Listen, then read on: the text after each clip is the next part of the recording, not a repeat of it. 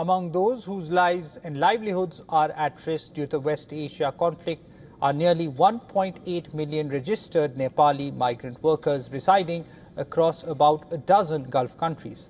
However, officials say the real number could be much higher. A large number of Nepalis in the Gulf living and working informally do not appear in official government records, with no clear end to the war in sight. Concerns are mounting about the safety of Nepalis across the region, and the government is mulling options for feasible evacuation if the conflict escalates. The Ministry of Foreign Affairs of Nepal has advised Nepali nationals residing in Israel and Iran to remain alert and take precautionary measures. Meanwhile, Nepal Airlines Corporation has stepped in to help stranded passengers. After weeks of disruption, the national carrier operated a special flight to evacuate Nepali passengers stranded at Dubai International Airport. Confirming to WION, officials said additional special flights are scheduled for March 12th and March 13th to bring back more nationals stuck in the region. Priority is being given to those stranded the longest, migrant workers and travelers whose flights have been repeatedly cancelled since the conflict broke out in late February.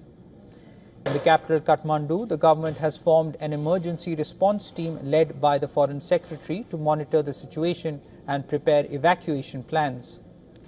Nepal is not immune to the economic fallout of the war as fuel prices rise. However, the state-owned Nepal Oil Corporation says there is no immediate reason to panic despite the country importing nearly 100% of its fossil fuel.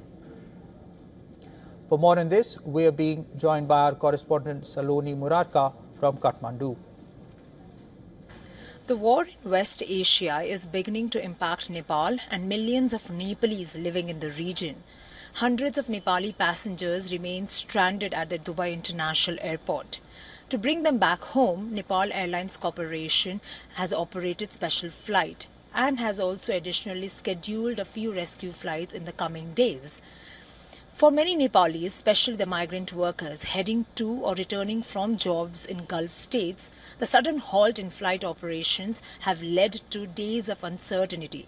Back home, families of migrant workers are growing increasingly concerned as the tensions escalate in the region. Meanwhile, the Foreign Ministry of Nepal is closely monitoring the situation and has urged Nepalese living in Iran and Israel to remain indoors and follow the local security advisories and to remain in contact with the embassies. Officials say that there is no immediate need for mass evacuation as the embassies across the Gulf states are on alert and in constant touch with the Nepali community. Meanwhile, concerns over the fuel supply is also rising. Nepal, which imports all of its petroleum products, says that there is no immediate shortage. So for now, authorities say that the situation is under control but is being closely watched as the conflict unfolds. I'm Saloni Murarka reporting for WION from Kathmandu, Nepal.